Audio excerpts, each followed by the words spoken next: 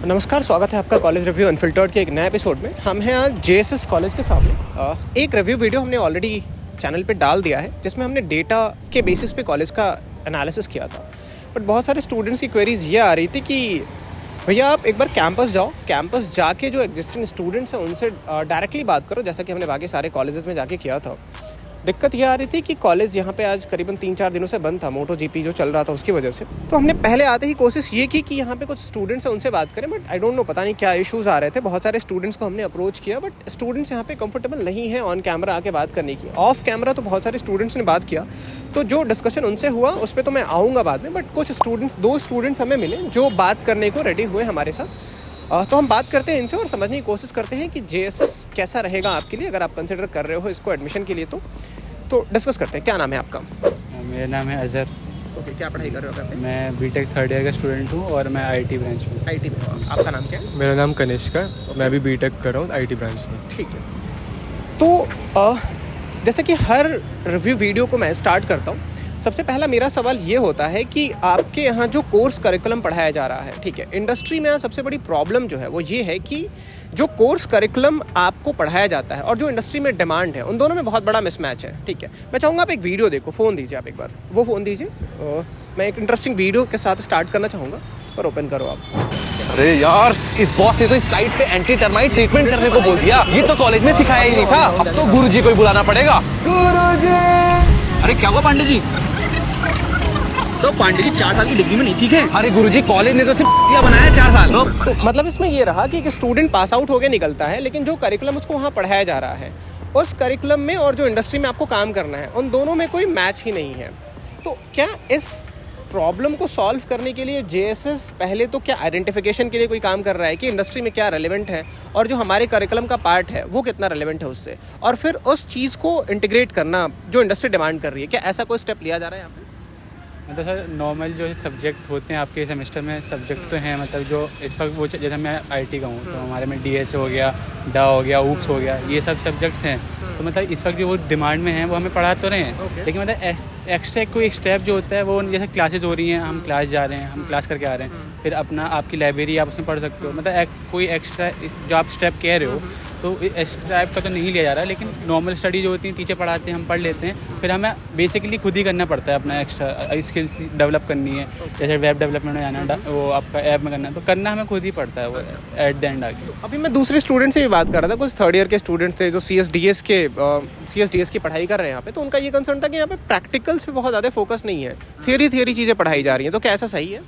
मतलब देखिए, प्रैक्टिकल्स मतलब वो रखते तो हैं, बट नॉर्मली वो क्या करते हैं, जैसे क्वेश्चंस दे देंगे, आपको उन्हें खुद करना होगा। और बच्चे भी मतलब फिर ऐसे ही है कि नेट से जाके फिर कॉपी पेस्ट कर लेते हैं, तो इतना ज़्यादा मतलब वो माइंड के जो थिंकिंग प्रोसेस होता है वो इतना अच्छे से नहीं लगा पाते। अच्छा, तो मतलब प्रैक्टिकल और थियरी वाला अप्रोच में प्रॉब्लम है कि थियरी ज़्यादा पढ़ाई जा रही है चीज़ें, है ना?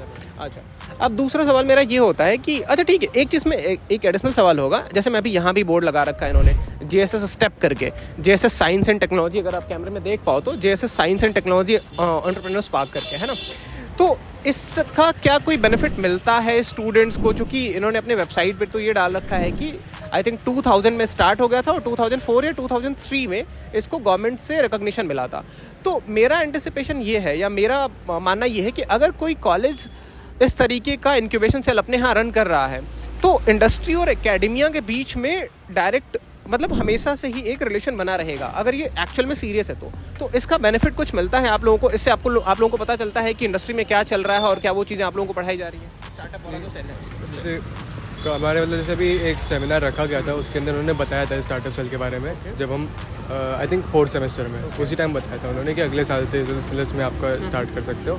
तो उन्होंने बस यही बताया था कि अभी जैसे आपको अगर कोई मतलब प्रॉब्लम आती है स्टार्टअप से रिलेटेड, या फिर कोई डाउट वगैरह है, तो आप जाके सेल में मतलब किसी टीचर से, अपने मतलब जो कोऑर्डिनेटर होते हैं उनसे पूछ सकते हैं इस बारे में। तो अभी मतलब एज सच मतलब अभी कोई बच्चा मतलब देखा नहीं जाता मतलब। अच्छा, इस तरह कोई मतलब कितना फंक्शनल है आपका स्टार्टअप सेल? सर फंक्शनल तो है, मतलब 4th ईयर वाले और जो वो पास आउट हैं उनको देखा है हमने। अभी 3rd ईयर वाले बंदे जो हैं वो तो कम यूज़ में वो करते हैं जी। अब आते हैं दूसरे सवाल पे कि फैकल्टीज़ बहुत इंपॉर्टेंट है, राइट, और बहुत मैटर करती है। तो फैकल्टीज़, क्या यहाँ पे जो फैकल्टीज़ पढ़ा रही हैं, क्या उनके पास इंडस्ट्री रेलेवेंट एक्सपीरियंस भी है जो इंडस्ट्री में काम करके आई हुई हैं? और अगर ऐसा है तो कितने % फैकल्टीज़ होंगी? सर उसका है मतलब आइडिया तो नहीं, एग्जैक्ट आइडिया आपको एग्जैक्ट नहीं, आइडिया क्या नहीं है। फैकल्टीज बताती हैं कि उनके पास इंडस्ट्रियल एक्सपोजर भी है, उन्होंने इंडस्ट्री में भी काम किया हुआ है, ऐसे फैकल्टीज मतलब भी हैं? एक आध ने तो बताया, लेकिन ऐसा कोई अपना पास्ट एक्सपीरियंस नहीं शेयर करा। पढ़ाते पढ़ाते मतलब एक हाथ बता दिया कि हमने वहाँ पर करा है, वहाँ पर करा है। अच्छा, ऐसा कुछ नहीं बताया, बट हाँ ये है कि मतलब जैसे कुछ कुछ चीज़ें जैसे होती हैं, जैसे कभी टीचर होता है पढ़ा रहा होता है तो एक टॉपिक आता है तो ये बोलती है कि ये वाला मतलब मैटर करता है जो आपके वजह से अभी इंडस्ट्री में है, जैसे जो भी है, तो आपको इसमें मतलब थोड़ा सा अपना दिमाग लगाओगे तो ये मतलब बाद में जाके आपको काम कर सकता है। तो इस तरह की मतलब हेल्प बीच बीच में कर देते हैं। तो जैसे मेरी बहुत सारे बच्चों से बात हो रही थी, अभी आप लोग भी देख रहे थे, तो वहाँ पे उनका ये कहना था कि 80-20% का है, आप मतलब 80% ऐसे फैकल्टीज़ हैं जिनके पास केवल टीचिंग का ही एक्सपीरियंस है, 20% उन लोगों का कहना ये है कि रफ फिगर हम कह सकते हैं कि 20% ऐसी फैकल्टीज़ हैं जिन्होंने किसी न किसी फॉर्म में इंडस्ट्री में भी काम किया हुआ है। ठीक है, अब तीसरी चीज़ पे आते हैं, इंटर्नशिप्स की अपॉर्चुनिटीज़ यहाँ पे मिलती हैं और क्या मैकेनिज्म इस्टेब्लिश्ड है यहाँ पे इंटर्नशिप्स के लिए? सच कोई प्रोग्राम तो नहीं है इंटर्नशिप के लिए। मतलब अगर आपको करनी होती है तो आपको आउट कैंपस ही देखना पड़ता है, लिंक्डइन इन सब चीज़ों पे खुद ही करते हैं खुद से बच्चे। देखना होता हाँ, खुद से देखना होता है, बच्चे जो होते हैं खुद से ही करते हैं अपना इंटर्नशिप का जो है, मतलब ऐसा कोई प्रोग्राम नहीं है इंटर्नशिप का। जैसे बहुत सारे कॉलेजेस हैं, उन्होंने क्या किया हुआ है कि एक ग्रुप बना दिया है ना, वहाँ पे रेगुलर बेसिस पे जो भी इंटर्नशिप्स की अपॉर्चुनिटीज़ आती रहती है उनको पोस्ट करते रहते हैं, एंड देन वो स्टूडेंट्स को भी बताते रहते हैं किस तरीके से आपको अपना रिज्यूम बनाना है या किस तरीके से आपको एप्लीकेशन फॉर्म फिल करना है। तो यहाँ पे ऐसा क्या कोई ग्रुप तो है व्हाट्सएप पे, मतलब उसके अंदर वो डालते रहते हैं, बट ऐसे जैसे रेज्यूमे मेकिंग ये सब चीज़ें मतलब इतना ज़्यादा मतलब बताया नहीं है। उसके लिए शायद बच्चे को जाके ही उनसे पूछना पड़ेगा, जो ट्रेनर होते हैं उनके पास जाके पूछना पड़ेगा, तभी बताएंगे। थर्ड ईयर के ही कुछ और बच्चों से मेरी बात हो रही थी जो CSDS वाले हैं, उनका ये कहना है कि ऐसा कुछ बहुत स्ट्रॉन्ग मैकेनिज्म नहीं है जैसे कि बहुत टाइमली पता चलता हो इंटर्नशिप का। उनका सबसे बड़ा पेन पॉइंट ये था कि सर हमें एक्सपोजर नहीं मिल पा रहा है इस वजह से, क्योंकि हमें इंटर्नशिप्स की अपॉर्चुनिटीज़ जो हैं वो बताई नहीं जाती हैं। कुछ फैकल्टीज़ हैं जो डेफिनेटली प्रोएक्टिव हैं, जो बता देती हैं, बट एज सच बहुत स्ट्रॉन्ग मैकेनिज्म नहीं है जो इंटर्नशिप्स के बारे में टाइम टू टाइम अपडेट करती है। क्या सही है ये? सर ऐसा होता है जैसे आपका किसी टीचर से अगर आपका अच्छा कोऑर्डिनेशन वो बन गया है तो वो टीचर अगर उसकी उसमें आती है तो वो शेयर कर देता है। जैसे आपकी जो हमारी वो रहती हैं क्लास कोऑर्डिनेटर रहती हैं जो थर्ड ईयर में थी हमारी, वो डाल देती हैं मतलब ये आई हैं आप इसमें अप्लाई कर दो। लेकिन ऐसा कोई कॉलेज अपनी तरफ से एक्स्ट्रा एफर्ट नहीं मारता उस चीज़ के लिए। लेकिन जो सेंट्रलाइज नहीं है, सेंट्रलाइज नहीं है, आपके लिए टीचर खुद से मतलब जैसे भेजते रहते हैं, बट कोई ऐसा कोई मतलब आई गेस कोई कोऑर्डिनेटर इस तरफ बेसिकली मेन नहीं है जो सर्विस कोई डेडिकेटेड पॉइंट ऑफ कांटेक्ट नहीं है जिसकी रिस्पॉन्सिबिलिटी ही ये हो कि वहाँ से अगर कोई इंटर्नशिप्स की जितनी भी अपॉर्चुनिटीज़ आती हैं वो बच्चों तक पहुँचाए। ऐसा कोई डेडिकेटेड पॉइंट ऑफ कांटेक्ट नहीं है। हाँ। ठीक है, अब आते हैं प्लेसमेंट्स पे। प्लेसमेंट्स पे मैं देख रहा था NIRF का डेटा, तो प्लेसमेंट्स आई गेस यहाँ पे जो मीडियन प्लेसमेंट है, मीडियन प्लेसमेंट मतलब 50% बच्चों को 4.5 लाख रुपीज़ का शो किया है इन्होंने। आई थिंक 4 या 4.5 लाख रुपीज़ का मीडियन प्लेसमेंट है। तो ये मीडियन प्लेसमेंट जस्टिफाई करता है इसके नाम को, मतलब JSS का आई थिंक बहुत बड़ा नाम है, 1997 में या 1998 में स्टैब्लिश हुआ था। तो क्या आप लोग सेटिस्फाइड हो या आपके पास कोई और डेटा है मीडियन प्लेसमेंट का या एवरेज प्लेसमेंट का? सर और डेटा तो नहीं है। और क्या मैं आपके अकॉर्डिंग क्या होगा इसका एवरेज प्लेसमेंट या मीडियन प्लेसमेंट? मतलब हमने जितना सीनियर से बात करी थी, जितना सीनियर ने बताया था कि वो 4 लाख ही बता रहे थे इसका। 4 लाख ही बता रहे हैं, जो कॉलेज ने NIRF को भी बताया हुआ है। जो इंटरनली जैसे हम जैसे प्लेसमेंट के लिए अगर जाएंगे तो 3 to 4 लाख एवरेज बताते हैं। अच्छा। बट ये है कि अगर कोई बच्चा खुद से एक्सटर्नली जाता है अपने प्लेसमेंट के लिए, उसमें फिर बच्चों के अच्छे निकल जाते हैं अगर उसने मेहनत करी होगी। लास्ट है जैसे आपका इनके मतलब कॉलेज ने लगाया था IIT से आपका 44 या 48 का गया था आई गेस। placement। हाँ ये बंदे ने वो ऑफ कैंपस अप्लाई किया था उससे। अच्छा, मतलब वो ऑफ कैंपस जी खुद जी के एफर्ट से लिया जी था, अपने right? एफर्ट से लिया था। मतलब कॉलेज इतना आपको मतलब जितना दिला सकता है वो उतना दिलाता है। इसका कॉलेज का ऑन कैंपस हाईएस्ट क्या था, कोई आइडिया आप लोगों को? Sir on campus I guess 12 या 10 लाख के आसपास 10 या 12 वो ऐसे ही 10 से है। 12 के बीच में जी जी हाईएस्ट प्लेसमेंट हो गया। तो आपको क्या लग रहा है कि प्लेसमेंट वाला जो सिनेरियो है इसमें कहाँ कॉलेज स्ट्रगल कर रहा है? क्योंकि 3 से 4 लाख का एवरेज या मीडियम प्लेसमेंट होना, तो जिस स्ट्रक्चर का ये कॉलेज है, जितना बड़ा इसका नाम है, तो कहाँ स्ट्रगल कर रहा है और क्या इंप्रूवमेंट की रिक्वायरमेंट आपके अकॉर्डिंग आपको समझ में आ रही है? सर जहाँ तक मेरे को लगता है कि कॉलेज ना गिनी चुनी कंपनियाँ ही बुला रहा है हर साल। मतलब जो लास्ट टाइम बुलाई थी वो ही बुला लेता है। तो और कंपनी आती है तो डील नहीं कर पा रहा है कॉलेज, या डील नहीं करना चाह रहा है, उसका आइडिया नहीं है मेरे को। लेकिन वो ये कुछ नई कंपनियाँ हैं और आ रही हैं, तो मतलब वो उनके पास भी लिमिटेड सीट ही होती हैं कि उन्हें और कॉलेज में भी लेना है, तो इसलिए प्लेसमेंट भी कम, फिर एवरेज पैकेज पे भी असर पड़ता है। फिर आपका क्या कहना है इस पर? मेरा भी ऐसे कुछ मतलब कोई ऐसे ओपिनियन तो इतना है नहीं इस चीज़ पे, मतलब क्योंकि अभी तो इतना से ध्यान दिया नहीं है मैंने। अभी अपना खुद की पढ़ाई पे ज़्यादा ध्यान रहता है जब असाइनमेंट वगैरह के कारण।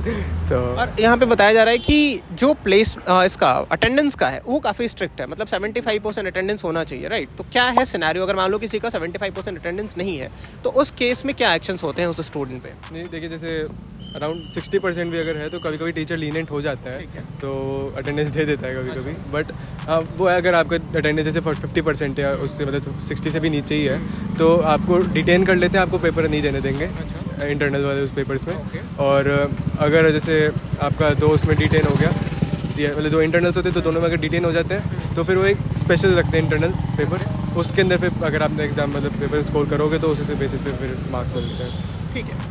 अच्छा, कोई स्कॉलरशिप का भी यहाँ पे प्रोविज़न है? मेरिट बेस्ड स्कॉलरशिप हो गया, या जो यूपी गवर्नमेंट का समाज कल्याण विभाग का फॉर्म आता है वो आप लोग फिल करते हो? स्कॉलरशिप पे थोड़ा सा बताओ आप लोग, क्योंकि बहुत सारे स्टूडेंट्स की क्वेरीज हैं।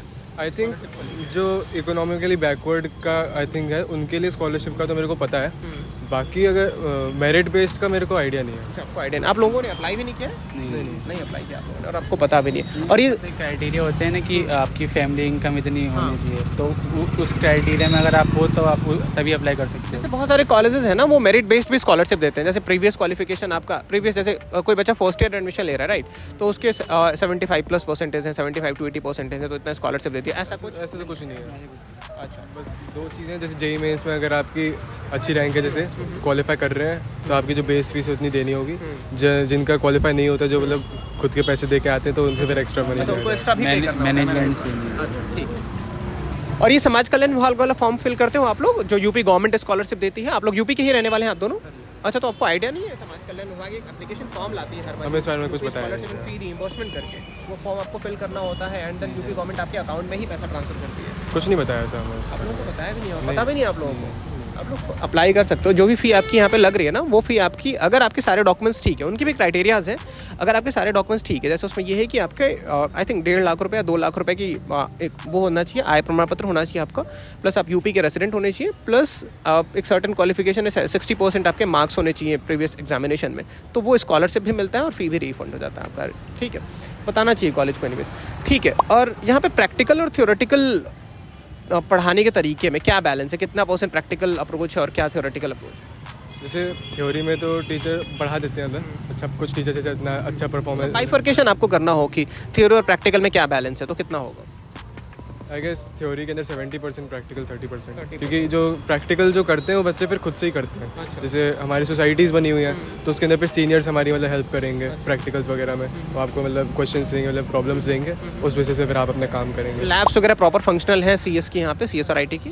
लैब्स फंक्शनल है, कुछ कंपोनेंट्स खराब है, जैसे कीबोर्ड कभी कभी काम नहीं करेगा या माउस काम नहीं करेगा, कुछ फंक्शनल हैं लेकिन सिस्टम मतलब पुना रहे हैं, मतलब अच्छे खासे वो लगते हैं, मतलब उनका कीबोर्ड जो होता है कभी कभी अटक जाता है काम करना, अपग्रेडेड नहीं है। और बहुत सारे स्टूडेंट्स से मैंने बात की, उनका ये भी कंप्लेन है कि इंफ्रास्ट्रक्चर भी काफ़ी पुराना हो गया है, इसको अपग्रेड करने की ज़रूरत है। आपका क्या कहना है?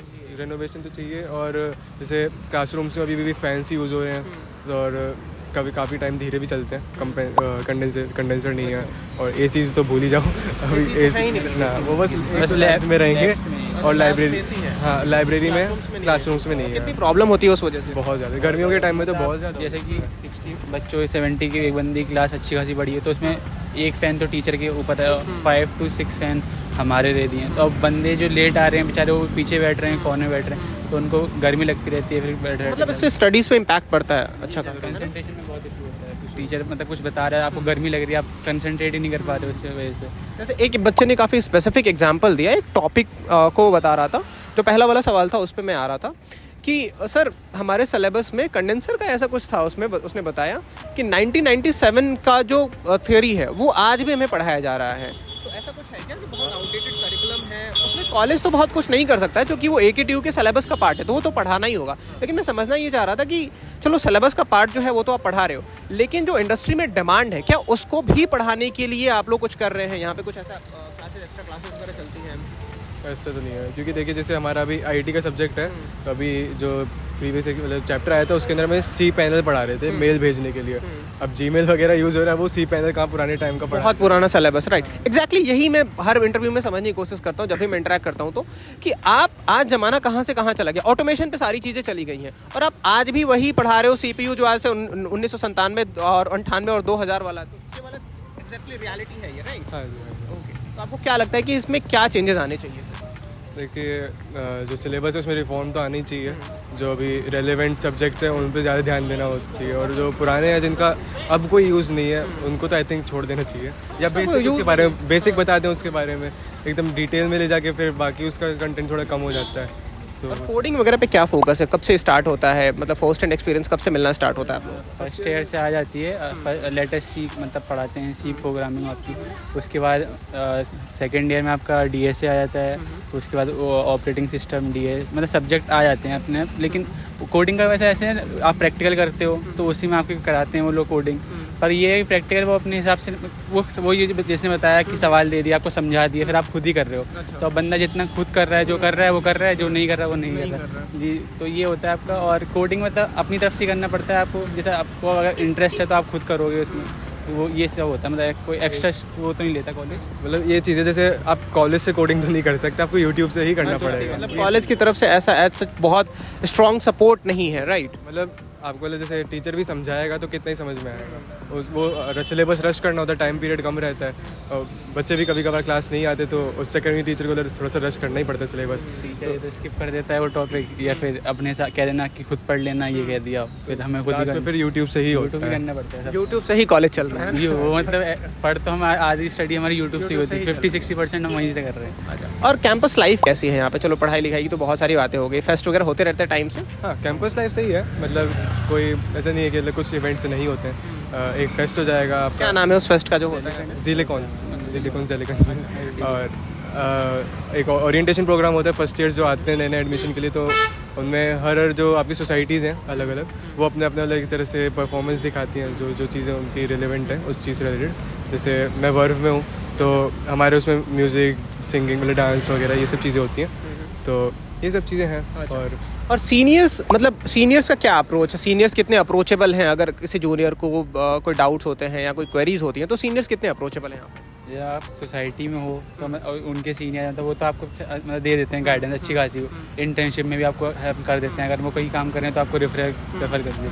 वैसे अगर मतलब नेचर वाइज में अगर कहना चाहूँगा तो नेचर वाइज ठीक है सीनियर, मतलब ऐसे नहीं है मतलब कि वो हम सीनियर हैं तुम जूनियर हैं थोड़ा सा दब के रहो हमारे, मतलब ऐसा नहीं है, ठीक है मतलब सीनियर। अगर आप हेल्प मांगने जाते हो या फिर किसी डाउट वाउट होता है आपका और आप जानते हो तो वो ऐसा नहीं है कि अभी मैं बिजी हूँ मैं नहीं कर, हाँ कर देते हैं, मतलब हेल्प कर देते हैं। बट इंटरेक्शन इतना ज़्यादा नहीं होता। थोड़ा लगता है कि कोई ऐसा मैकेनिज्म बनाना चाहिए जिससे कि रेगुलर बेसिस पे इंटरेक्शन चलता रहे, उससे हेल्प हो सकती है। कर सकते हैं, मतलब जैसे मैं कुछ देखा, मतलब जैसे शोज़ वगैरह देखे, जैसे उसमें सीनियर्स की क्लास में जूनियर्स को भी बुला लेते हैं या फिर जूनियर की क्लास में सीनियर आ जाते हैं। अब आइडिया नहीं कि ट्रू है या नहीं है, बट ये चीज़ हो सकती है, थोड़ा सा इंटरेक्शन। मैं इसमें ये समझना चाह रहा हूँ कि क्या ऐसा भी कोई कॉलेज मैकेनिज्म इसने बना रखा है यहाँ पे, ऐसा कोई मैकेनिज्म है जैसे कि जो पास आउट स्टूडेंट्स हैं जो अच्छे डेजिग्नेशन पे काम कर रहे हैं, जिनके पास अब अच्छा खासा एक्सपीरियंस हो गया है, तो क्या एलुमनाई कनेक्ट करके भी ऐसा कोई मैकेनिज्म यहाँ पे बना हुआ है? एक दो सेमिनार हो रखे हैं सेमिनार्स, मतलब जैसे पास आउट जैसे जो इसमें हमारे जो पास आउट थे उनका प्लेसमेंट हो रखा था, तो टीचर ने बुलाया था, वो अपने बारे में बताया, तो उन्होंने किस कंपनी में कैसे प्लेस हुआ, उन्होंने अपना एक्सपीरियंस शेयर किया था थोड़ा बहुत, मतलब एक दो सेमिनार। हाँ ऐसा मतलब कितना फ्रीक्वेंट है ये, और ये क्या ऑफलाइन होता है या ऑनलाइन होता है? ऑनलाइन होता है, मतलब एक बार ऑफलाइन आई थिंक हुआ था। हाँ ऑफलाइन एक और कितना फ्रीक्वेंट है ये, मतलब एक साल में कितनी बार हो जाता होगा ये एलुमनाई कनेक्ट? आई गेस 2-3 बार बस। 2-3 बार। और आपको लगता है कि इसको इंक्रीज करना चाहिए, आप सेटिस्फाइड होते हैं? आई थिंक इंक्रीज होना चाहिए, इंक्रीज होना चाहिए। हेल्प होगा, आपको लगता है कि उससे हेल्प होगा? हाँ, मतलब गाइडेंस तो वो इंडस्ट्री वाली गाइडेंस जो है वो तो उनसे ही मिलेगी ना फिर। और वो फर्स्ट हैंड एक्सपीरियंस भी शेयर कर सकते हैं ना कि भाई इंडस्ट्री में क्या चल रहा है, राइट, और आपको किस तरीके से खुद को प्रिपेयर करना होता है। अच्छा, लास्ट सवाल मेरा ये होगा आप लोगों से कि अगर आपको कुछ कंस्ट्रक्टिव फीडबैक देना हो अपने कॉलेज को, जिससे कि कॉलेज अपने आप को इम्प्रूव करे, और एक मतलब जो लेगेसी है इसकी, काफ़ी पुराना कॉलेज है ना, तो अभी जो प्लेसमेंट्स में, जहाँ पे मेरा तो ओपिनियन ये है कि प्लेसमेंट्स में स्ट्रगल कर रहा है, 4 लाख का मीडियम प्लेसमेंट, 3 से 4 लाख आप लोग भी बता रहे हो, NIRF को भी जो डेटा सबमिट किया है वो यही है, तो मुझे लगता है कि बेहतर कर सकता है JSS जिस तरीके का ब्रांड वैल्यू है। तो आपको क्या लगता है कि क्या कंस्ट्रक्टिव फीडबैक आप लोग दे सकते हो जिससे कि कॉलेज इंप्रूव करे? सर मतलब जैसे आपको सब्जेक्ट्स के बारे में वो था कि मतलब अभी थोड़े से ओल्ड रेलेवेंस वाला जी जी थोड़े सब्जेक्ट जैसे अपडेट करने वाला। हाँ अपडेट करें, इंटर्नशिप की थोड़ा सा ध्यान दे सकता है कॉलेज। अगर जैसे अगर हमारा सेल बना दिया उन्होंने, लेकिन हमारे पास वो जो सेल है प्लेसमेंट सेल वो अच्छा, प्लेसमेंट सेल वाला रह गया था हमारा। प्लेसमेंट सेल का क्या कनेक्शन का क्या है बता रहे हो, कितना एक्टिव है या कितना प्रोएक्टिव है? मतलब हमारा थर्ड सेम में सॉरी वो आए थे प्लेसमेंट सेल वाले, तो उन्होंने बताया था हमें कि हम आपका हेल्प करेंगे रेज्यूमे बनाने में, वो सब इंटेंशन मतलब सब बताया था उन्होंने अपने बारे। लेकिन वो एक ही मीटिंग के बाद फिर उसके बाद कुछ कोई इंटरेक्शन हम लोग का हुआ ही नहीं प्लेसमेंट सेल? नहीं हुआ। अच्छा, सबको लगता है कि प्लेसमेंट सेल पे काम करना काफ़ी इंपॉर्टेंट है, राइट? मतलब इनको काम करना चाहिए। इसके अलावा और क्या फीडबैक होगा आपका? सर मतलब प्लेसमेंट से आपके टीचर्स दो थोड़े हो गए। पहला ये होगा कि करिकुलम को अपग्रेड करना, दूसरा होगा प्लेसमेंट सेल्स को और बेहतर तरीके से क्लोजली स्टूडेंट के साथ काम करना चाहिए, राइट? उनका प्लेसमेंट सेल में ये है कि मतलब हमें जाके उनसे मतलब बात करनी होगी। अच्छा। तब वो उसमें मतलब हमारे हेल्प करेंगे। उनकी तरफ से मतलब अप्रोच मतलब एक बार हो गया, उसके बाद नहीं हुआ। और ऐसा कोई पर्सनालिटी डेवलपमेंट हो गया या सॉफ्ट स्किल्स की ट्रेनिंग हो गई, ऐसा कुछ चलता रहता है आप लोगों के यहाँ पे? सर सब्जेक्ट आए थे फर्स्ट ईयर में, सॉफ्ट स्किल 1 सॉफ्ट स्किल 2 आपका टेक्निकल कम्युनिकेशन, ऐसे सब्जेक्ट्स आए थे। वो केवल सब्जेक्ट्स थे या उसका प्रैक्टिकल अप्रोच लेके भी पढ़ाया गया था? लैब हुई थी सॉफ्ट स्किल 1 की, सॉफ्ट स्किल 2 की, उसमें लैब हुई थी हमारी। तो उसमें हमारे को मतलब ऐसे वो इंटरव्यू वाला सेशन हुआ था कि मतलब टीचर्स बैठे हुए थे तो हमको इंटरव्यू देना था। जैसे ग्रुप डिस्कशन हुआ था हमारा, और हमको प्रॉम्प्ट नहीं वो जो क्या कहते हैं टॉपिक दे दिया तो उन्होंने हमें उसको बोलना होता, ये सब हुआ था मतलब। ठीक है, तो दो फीडबैक्स अभी आए आपकी तरफ से। पहला ये कि करिकुलम जो है उसको अपग्रेड करने की ज़रूरत है। दूसरा जो प्लेसमेंट सेल है उसको और फ्रीक्वेंटली स्टूडेंट के साथ इंटरैक्ट करना चाहिए, या यूँ कहें कि उनको बहुत क्लोजली काम करना चाहिए स्टूडेंट्स के साथ। इसके अलावा और फीडबैक क्या होगा आपका, कंस्ट्रक्टिव फीडबैक? इसके अलावा आई गेस जो टीचर्स का टीचिंग मेथड है थोड़ा सा उसमें भी आई थिंक हो सकता है थोड़ा सा रिक्वायरमेंट है। हाँ, मतलब अटेंशन स्पैन थोड़ा ज़्यादा दे सकते हैं। अब काफ़ी तो बच्चे पे भी डिपेंड करता है, क्योंकि जितना टीचर पढ़ा रही है अपनी तरफ से, अगर बच्चा सुनेगा नहीं तो फिर फ़ायदा ही नहीं है उस चीज़ का। बट हाँ मतलब थोड़ा सा अगर प्रोएक्टिव रहे रिलेशन दोनों के बीच में तो आई थिंक बेटर कर सकते हैं इसको। ठीक है, मेरा आखिरी सवाल आप लोगों से ये होगा, पहला तो ये कि किन बच्चों के लिए कॉलेज सही है, ठीक है, और दूसरा ये कि अगर कोई स्टूडेंट आ रहा है फर्स्ट ईयर में जो नया एडमिशन लेके आ रहा है, तो कुछ ऐसे हैक्स बताओ आप जिससे कि उसका पूरा 3 साल 4 साल स्मूथली निकल जाए यहाँ पे। देखिए, जो बच्चा मतलब खुद से डेडिकेटेड है और थोड़ा सा उसके अंदर मतलब वो क्या कहते हैं, मतलब बेसिकली जो बंदा अपने एफर्ट्स डाल सकता है, अपनी तरफ से पुट कर सकता है, वो बंदा आया यहाँ पर। मतलब क्योंकि कॉलेज की अगर ये लगा कि उम्मीद आ रहा है कि कॉलेज मेरा सब कुछ कराता रहेगा, मुझे फोन स्पीडिंग करता रहेगा, तो वो नहीं हो पाएगा। कॉलेज एक टाइम तक करेगा, आपको पढ़ाई दे देगा, आपको बुक इशू करवा देगा लाइब्रेरी से, आपको रिसोर्सेज प्रोवाइड कर देगा। तो आपको मतलब एट द एंड करना खुद ही पड़ेगा। मतलब ये सोच के आओ अगर आ रहे हो उस कॉलेज में कि हमें करना है तो खुद ही करना है। प्लेसमेंट भी, इंटर्नशिप, मतलब ये सब हमें खुद करना पड़ेगा। कोडिंग सब अपनी तरफ से सब कुछ खुद से करना सही करना है। बस आपको यहाँ पे फीस देनी है, आपको बस एक डिग्री दे देंगे आपको कि आपको ये आपकी डिग्री। हमारी कोशिश भी यही होती है कि रियलिस्टिक एक्सपेक्टेशन लेके आओ आप। ऐसा ना हो कि बहुत अनरियलिस्टिक एक्सपेक्टेशन लेके आप आ रहे हो कि सब कुछ मुझे स्ट्रीमलाइन मिल जाएगा, तो वैसा कुछ नहीं होगा। इसके अलावा मेहनत लगेगी आपकी खुद की। और कुछ ऐसे, हाँ आपने तो एक बता दिया कि किस तरीके से स्मूथली उसका निकल सकता है। इसके अलावा और कुछ ऐड करना चाहोगे आप? ऐसे हैक्स जिससे कि जैसे अगर आप आ रहे हो 12th पास करा होगा आपने, तो मतलब ऐसा है कि बिल्कुल फ्रेश होकर बताओ, मैं थोड़ी बहुत नॉलेज लेके आओ अपनी। जैसे आपको पता होगा कि आपकी प्लेस मतलब जो आपकी रैंक आई है उस हिसाब से आपको जो ब्रांच मिल रही है उसके बारे में थोड़ी सी पहले से प्री रिक्वेस्ट नॉलेज लेके आओ अपनी, थोड़ी सी पढ़ के आओ। थोड़ा कोडिंग वोडिंग में अगर जानना है तो उसमें थोड़ी सी नॉलेज लेके आओ। क्योंकि सोसाइटीज़ का ये होता है कि आपको मतलब ये जैसा आप बिल्कुल फ्रेश बंदे हो तो वो जो थोड़ा बहुत जिस बंदे को आता है तो वो उसको प्रेफर करते हैं कि हमारा इस बंदे को आता है। मैंने पर्सनल एक्सपीरियंस तो नहीं करी ये चीज़, लेकिन मैंने जहाँ तक सुना है कि वो बंदे हर उनके लिए जाते हैं जिनको थोड़ी सी पहले से नॉलेज होती है इन सब चीज़ों की।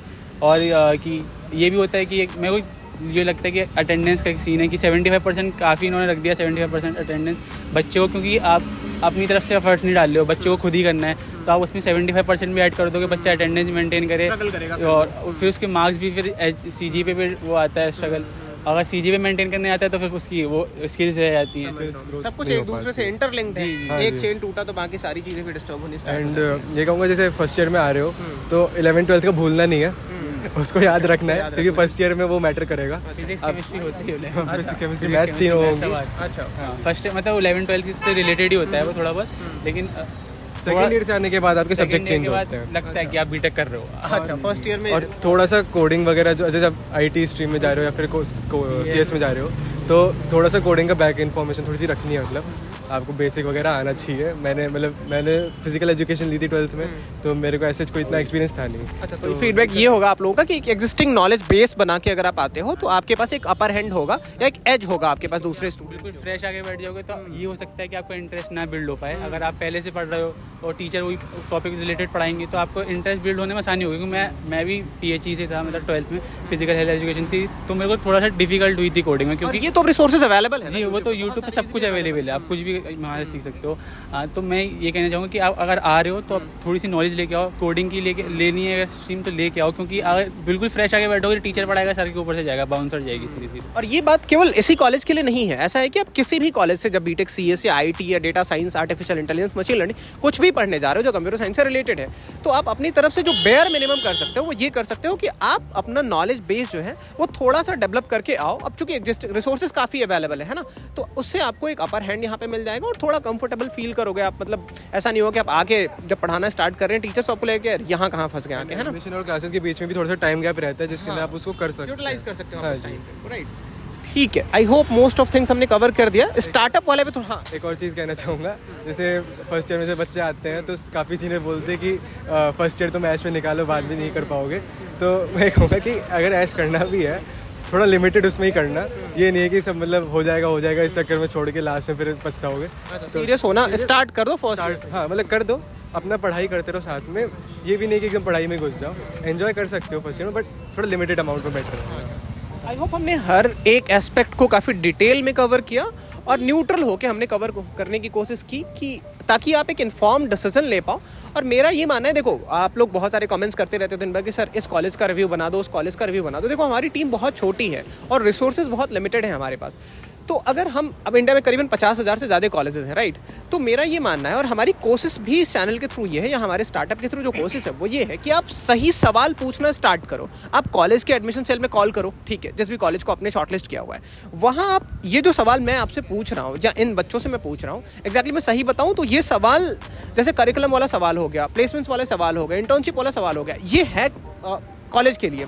बट अभी हमारी लिमिटेशन ये है कि हम एक साथ बहुत सारी चीज़ें नहीं कर सकते। हम प्लान कर रहे हैं कि ये सारे सवाल, इनका जवाब जो है वो कॉलेज एडमिनिस्ट्रेशन की तरफ से आना चाहिए कि आप क्या इंप्रूवमेंट्स कर रहे हो। बट फॉर टाइम बीइंग तो यही कर सकते हैं। हाँ, मैं उस बात पे आ रहा था कि देखो हमारी अपनी लिमिटेशंस हैं, तो आप कर जो सकते हो वो ये है कि इन वीडियोस को देख के आप सही सवाल पूछना स्टार्ट करो। कॉलेज में जब आप कॉल करते हो तो केवल उनकी बातें मत सुना करो कि उन्होंने बता दिया कि एवरेज प्लेसमेंट 25 लाख का है, 20 लाख का है, हाईएस्ट प्लेसमेंट 1 करोड़ का है, हमारी सारी फैकल्टीज PhD होल्डर्स हैं। ये रैंडम बातों पे मत जाओ। या बहुत सारे कॉल्स आपको आएंगे कंसल्टेंट्स के कि ये कॉलेज में एडमिशन ले लो, यहाँ सब कुछ बढ़िया है। ये सवाल बेसिकली पूछो ना आप कि सर आप, और समझा के पूछो कि सर करिकुलम आउटडेट हो गया, जैसे बच्चों ने भी बताया और हर वीडियो में ये आप सुन रहे हो कि सर करिकुलम आउटडेट हो गया है। आप बताओ हमें कि आपका कॉलेज या आपका इंस्टीट्यूशन जो है वो क्या मेजर्स ले रहा है जो इंडस्ट्री में डिमांड है और जो आप पढ़ा रहे हो उस गैप को फुलफिल करने के लिए। देखो क्या उनके पास जवाब है। अगर उनके पास जवाब है तो ठीक है, अदरवाइज आप खुद समझदार हो। वैसे ही फैकल्टीज़ के बारे में पूछो आप कि सर आप मुझे एक बार फैकल्टीज़ की लिस्ट प्रोवाइड कर दो और उसमें बाइफर्केट कर दो कि कितनी फैकल्टीज़ हैं जिनके पास टीचिंग का एक्सपीरियंस है और कितनी फैकल्टीज़ है जिनके पास इंडस्ट्री का एक्सपीरियंस है। सेम आप प्लेसमेंट्स के बारे में पूछो कि सर आप मुझे एक बार ऐसा करो कि मुझे हाईएस्ट प्लेसमेंट बताने की जगह पे आप ऐसा करो कि आप बताते हो कि ठीक है आपके यहाँ एग्जिस्टिंग स्टूडेंट्स कितने थे। सवाल बहुत सिंपल रखो आप कि सर आपके यहाँ पे लास्ट बैच में कितने बच्चे पढ़ रहे थे बीटेक CS में। लेट्स से उनके पास आता है, वो जवाब देते हैं कि 300 बच्चे। तो आप उनसे एक बार ये पूछो कि सर 300 बच्चों में से कितने बच्चों को प्लेसमेंट कहाँ पे मिला, ये डेटा आप मुझे शेयर कर दो एक बार। आपके पास कुछ तो होगा ना, फॉर्मेट PDF में आपने बना के रखा होगा, आप हमें शेयर कर दो कि बच्चों को प्लेसमेंट कहाँ मिला, किन कंपनीज में मिला, क्या डेजिग्नेशन मिला, ये डेटा आप शेयर कर दो। तो अगर आप भी हमारे साथ एफर्ट दोगे, देखो हम तो लगे हुए हैं दिन रात, ठीक है, बट ये जर्नी बहुत आसान हो जाएगी। और जो हमारा लॉन्ग टर्म गोल है वो ये है कि हम चाहते हैं कि इंडिया में हर एक कॉलेज में, अगर कॉलेज है तो वहाँ क्वालिटी एजुकेशन मिले। हमारा फोकस ही यही है कि हर एक स्टूडेंट क्वालिटी एजुकेशन डिजर्व करता है। अदरवाइज कॉलेज खोलने का मतलब ही क्या, आप बंद कर दो ना। अगर आप कॉलेज में क्वालिटी एजुकेशन नहीं दे सकते हो तो आप बंद कर दो। हाँ, अगर आप क्वालिटी एजुकेशन दे रहे हो और स्टिल बच्चा नहीं पढ़ना चाहता है तो ये उसकी फॉल्ट है। लेकिन अगर आपने कॉलेज स्टार्ट किया है, यूनिवर्सिटी स्टार्ट किया है, तो आप वो हर स्टेप आपको लेना होगा जिससे कि बच्चा एम्प्लॉयबल होके निकले और एक ओवरऑल डेवलपमेंट हो जाए उस बच्चे में, ताकि वो इंडस्ट्री रेडी होके निकले वहाँ से। मेरा बस इतना ही कहना है। तो ये तभी पॉसिबल हो पाएगा जब आप अवेयर होके, अदरवाइज फिर तो हम कितने कॉलेजेस कवर कर पाएंगे? हमारी तो अपनी लिमिटेशंस हैं, 50,000 से ज़्यादा कॉलेजेस हैं। तो अभी आप लोगों ने आई थिंक हाल फिलहाल में वो जवान मूवी देखी होगी, तो उसमें एक लास्ट में वो डायलॉग आता है ना कि मॉर्टिन खरीदने से पहले आप पूछते हो कि कितने देर तक वो कॉइल चलेगा। देखा आप लोगों ने जवान मूवी? नहीं देखा? आप दोनों में से किसी ने नहीं देखा? अरे जाके आप पक्का देखो। तो वही वाली बात है, जब आप मॉर्टिन का कॉइल खरीदते हो तो वहाँ जाके आप ये पूछते हो कि कितने देर तक चलेगा, धुआं तो नहीं होगा, ये नहीं होगा। बट जब आप कॉलेज सेलेक्ट करने आते हो तो बस आप इतने कैजुअल नहीं हो सकते हो, आपको सही सवाल पूछना होगा। और जब तक आप सही सवाल नहीं पूछोगे आपको जवाब नहीं मिलेगा। और अगर कोई कॉलेज ऐसे ही बिलो एवरेज या मीडियोकर होकर अपना उसका काम चल रहा है तो वो अपने आप को ऊपर क्यों उठाएगा? तो आपको ये डिमांड आपकी तरफ से आनी होगी कि सर हमें अच्छी फैकल्टी चाहिए, हमें इंडस्ट्री रिलेवेंट करिकुलम चाहिए, हमें प्लेसमेंट्स का डेटा शेयर करो। ये सारे डिमांड्स जब तक आपकी तरफ से नहीं आएंगे, कॉलेज क्यों इनिशिएटिव लेगा इंप्रूवमेंट के लिए? आप फी आके सबमिट करोगे, फी सबमिट करने के बाद आप डिग्री लेके निकल जाओगे। तो कॉलेज तो आज से पहले भी चल रहे थे, आगे भी चलते रहेंगे। तो मेरा बस ये कहना है कि हमसे डिमांड करो आप कि सर आप इसका भी रिव्यू कर दो, उसका भी रिव्यू कर दो। हम करेंगे भी, अपनी जितनी हमारी कैपेबिलिटीज़ हैं हम डेफिनेटली करेंगे। बट मेरा ये कहना है कि हमारे साथ साथ आप भी अवेयरनेस लाओ अपने अंदर, अपने पेरेंट्स को भी ये वीडियोस दिखाओ, अपने जो भी कलीग्स, जो भी अभी आपके फ्रेंड्स हैं उनको भी दिखाओ। और ये सवाल बहुत सिंपल सवाल है, ऐसा कोई रॉकेट साइंस वाले सवाल तो मैं पूछ नहीं रहा हूँ बच्चों से।